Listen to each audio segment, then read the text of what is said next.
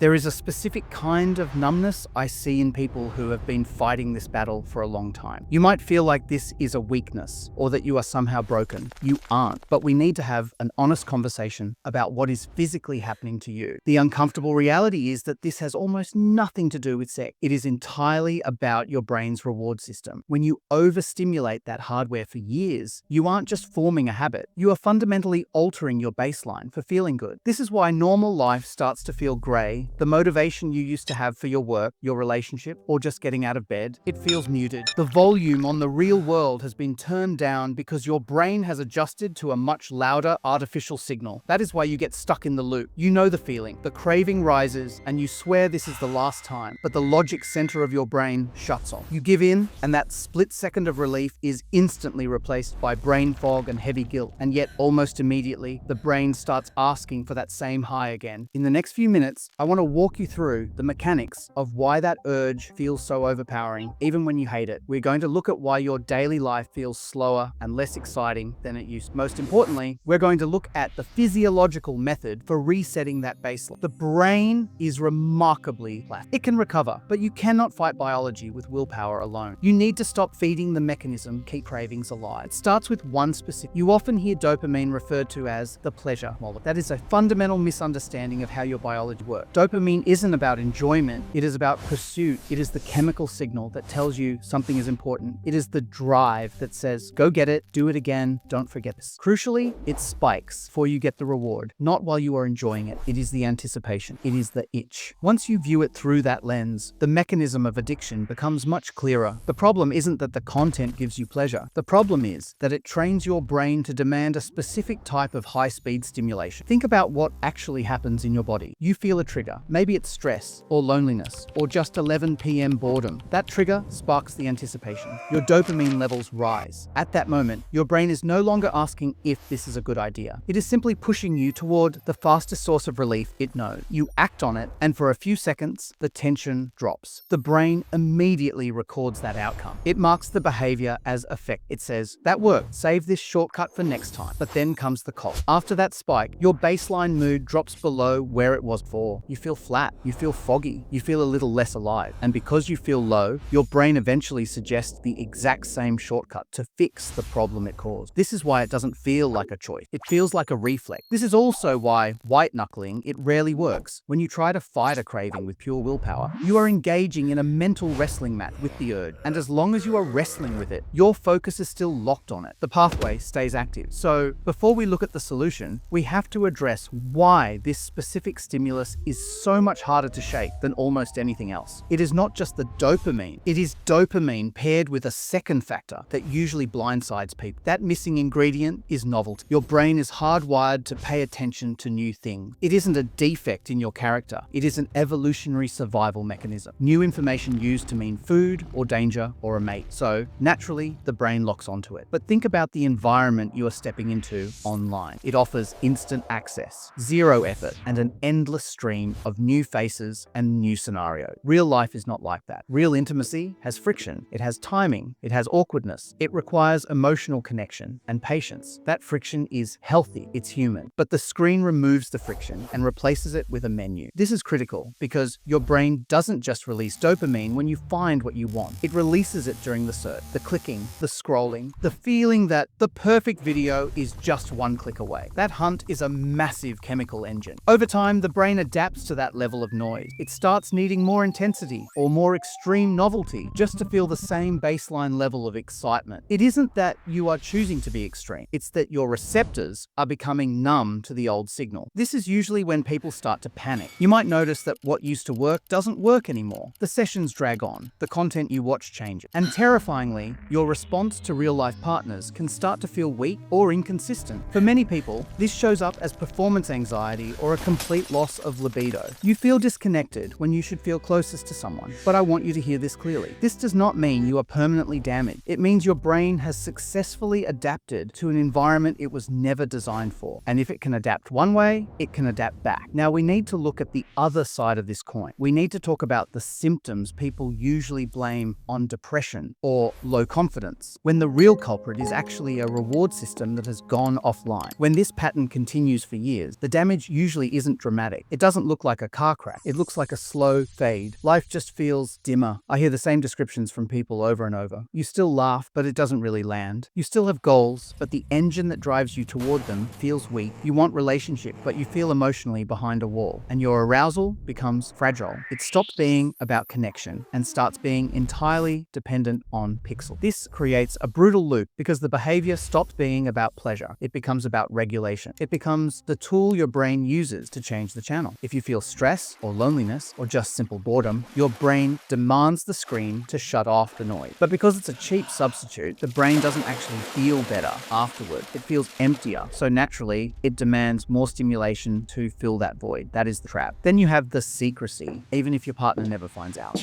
That knowledge changes how you show up in a room. It creates a wedge. You start avoiding real intimacy because real intimacy is slow and vulnerable, and it can't compete with the instant spike of the screen. So we have to be clear about what we are fighting. This isn't just, I watch too much content. This is, my brain has learned that the fastest way to feel okay is digital. Most people try to solve this with the completely wrong plan. They try to fight the urge like it's an enemy invader, or they try to distract themselves until they are exhausted, or they make massive promises they can't possibly keep. Let me explain the core mistake that keeps people stuck in this cycle, even when they are desperate to get out. The biggest mistake I see, people turning this into a civil war inside their own head. You try to quit this the same way you might try to quit junk. You set a hard rule. You rely on willpower. You try to white knuckle your way through the day, but then the urge shows up and the debate starts. You know the script. I shouldn't do this, but I want to. Maybe just for a minute. I will start fresh tomorrow. Here's what you need to understand. That argument is not neutral. That internal negotiation is actually stimulation. By fighting it so hard, you are feeding attention right back into the exact circuit you are trying to starve. Some people go the other way. They try to outrun the urge with constant distraction. They fill every second of their day so they never have to be alone with their thoughts. That might work for a week, but it keeps your brain dependent on noise. You're just swapping one escape button for another. What you actually need is a skill. You need to teach your brain a single fundamental lesson. An urge can exist, and you do not have to obey it. Think of an urge like a wave. It rises, it peaks, and eventually it falls. The reason it feels permanent is that most people never sit still long enough to watch the wave break. They interrupt it with the behavior, or they interrupt it panic. So we are going to take a different approach. We are going to use a method that sounds deceptively simple, but it is the most effective way to reset a fried reward system. This isn't about motivation. It isn't about positive thinking or marking days off a calendar. It is a clinical tool. We are going to practice controlled boredom. Let me explain what that means and how to do it without making your life miserable. When I use the phrase controlled boredom, I don't mean you should live a dull life. I mean something very specific. When that urge hits, you have to stop feeding it stimulation. You don't feed it the content it wants. You don't feed it the soft triggers of social media scrolling, and you don't feed it the drama of an internal panic attack. You simply create a short window of time where your brain does not get the spike it is screaming for. Think of this as exposure therapy for your nervous system. The addiction loop is simple biology. Cue, craving, reward. If you remove the reward enough times, the brain eventually learns a new truth. It realizes this cue doesn't pay out anymore. That is how you weaken the craving. Here is the protocol. It is simple, but you have to be precise. First, you label it. The moment you feel the pull, you say to yourself, this is an urge. You don't say I need it. You don't say I'm weak. You just identify the data point. This is an urge. That creates instant separation between you and the feeling. Second, you sit still. Give it 2 to 5 minutes. No phone in your hand. No opening tabs. Just to check, you sit on the edge of the bed or a chair and you do absolutely nothing. Third, you observe the physical sensation like a scientist. Get out of your head and into your body. Where do you feel the tension? Is it in your chest, your stomach? Is your jaw tight? Rate the intensity. Is it a 6, an 8? You're not trying to make it go away. You're just watching it exist. And finally, you let it peak and fall. Every urge functions on a curve. It rises, it hits a breaking point, and then it drops. Your only job is to stay present until it drops. Yes, it will feel uncomfortable. It might feel like your skin is crawling. That is the point. That discomfort is your brain recalibrating. High dopamine is driven by anticipation. What lowers that drive is the absence of a result. You are essentially fasting from dopamine, but only during the specific moments when your brain is demanding it most. If you do this consistently, 2 things happen. The peaks get smaller and the urges pass faster. It's not because you became a superhero. It's because your brain stopped believing the lie that the urge equals a reward. Now, this method is much easier when your environment isn't constantly sabotaging you. So next, I want to talk about how to set up your physical space to make recovery the path of least resistance. This part isn't sexy, but this is usually where people win or lose. Recovery isn't just about what you do in the moment of a crisis. It is about what your environment is silently saying to you the other 23 hours of the day. Think Think about it. If you are lying in bed, alone, at midnight, with your phone in your hand, you are not testing your discipline. You are testing your biology against an algorithm designed to break it. You will lose that fight eventually. So we are going to remove the easy triggers and we are going to add friction. The goal isn't to be a monk. The goal is simply to make the behavior slightly harder to access than your brain wants it to be. We start with the bedroom. You need a hard rule here. No phones and no laptops in bed. Ideally, not even in the room. Your bed needs to be a sleep zone, not a stimulation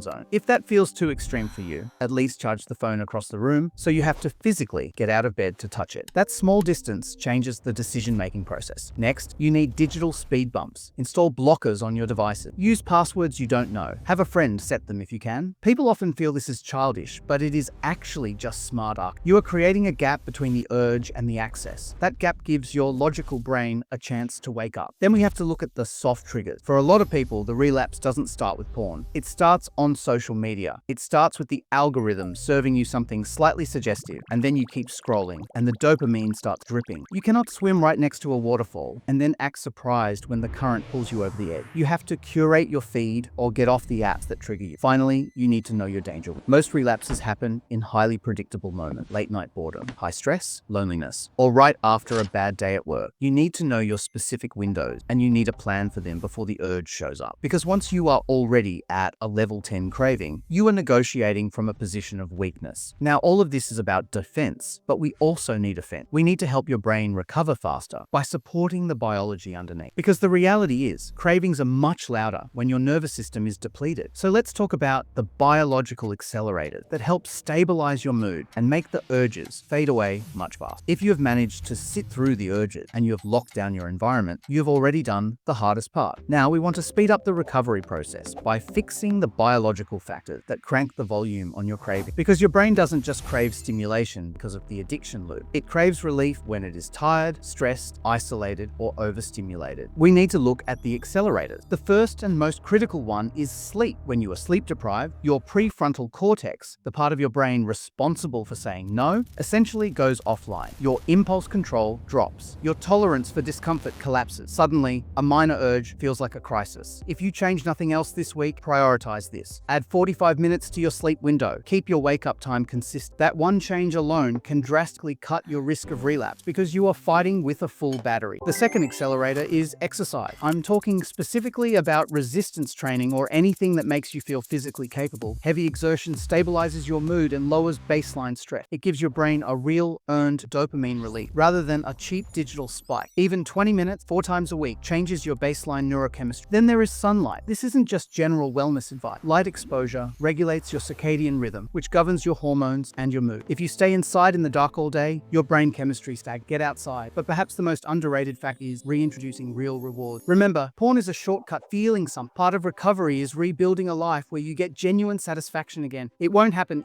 but you need to pursue things that offer a slow burn. Learning a skill, progress at work, social connection, faith, fitness, anything that makes you feel grounded and proud. You are replacing the fast, empty calories of the screen with a nutritious meal for your brain. And one final thing, because this is where shame usually destroys people. If you relapse, it does not erase your progress. This is not a purity test. This is nervous system training. If you were learning to play the piano and you hit a wrong note, you wouldn't burn the piano. You would correct your hand position and keep playing. If you slip, track the data. Ask yourself what triggered it. Was I tired? Was I lonely? Was my phone in the room? Adjust the environment and then practice riding the wave again. Now let me tie all of this together into a very simple executable plan so you aren't relying on motivation that disappears when the sun goes down. Here is a simple plan to move forward. I'm going to keep this boring because in clinical practice, boring is what actually works. High drama burns out. Routine builds structure. First, I want you to pick just one non-negotiable rule for the next 7 days. Don't try to do everything at once. Just pick one. Maybe it's keeping the phone out of the bedroom entirely. Maybe it is installing a blocker on every device you own. Or maybe it's a strict rule that you are never alone with the internet after 9 p.m. Choose one. Stick to it for a week. The goal here isn't just to stop the behavior. It is to build trust with yourself again. You need to prove to your own brain that when you say you will do something, you actually do it. Second, commit to the urge protocol we talked about. When the feeling hits, run the sequence. Label it as an urge. Sit still for 2 to 5 minutes. Watch the wave rise and fall without negotiating. And once it drops, move your body. Drink water, do 10 push-ups, take a cold shower. Do anything that physically shifts your state. You are teaching your nervous system a critical lesson. Cravings are just suggestions. They are not commands. Third, support the biology. For this week, I want you to prioritize 3 simple things. Get that extra 45 minutes of sleep, get 3 short workouts, and get 15 minutes of daylight outside every single day. Nothing fancy. We're just trying to stabilize the machine. And at the end of 7 days, please do not ask yourself, am I cured? That is the wrong question. Ask yourself, are the urges slightly weaker? Are they passing a little faster? Do I feel a little more present in my real life? That is the measurement. You are rewiring your reward system from instant, extreme stimulation back to the pace of normal human connect. I want to leave you with one final thought. Addiction thrives in secrecy and shame. Recovery thrives in clarity and repetition. You are not fighting your sexuality here. You are reclaiming your attention. If you found this helpful, it is worth understanding that this dopamine mechanism doesn't just apply to this one specific issue. It is the same circuit that drives endless scrolling, junk food cravings, and procrastination. If you fix the circuit, you often start fixing everything else. I hope this helped. Take care. If you have made it this far, here is what I want you to remember. This is not a character flaw. This is a brain pattern. Your brain simply learned a shortcut to stimulation and relief, and the same brain can unlearn it. The way out isn't about finding more motivation. It is about removing the stimulation when the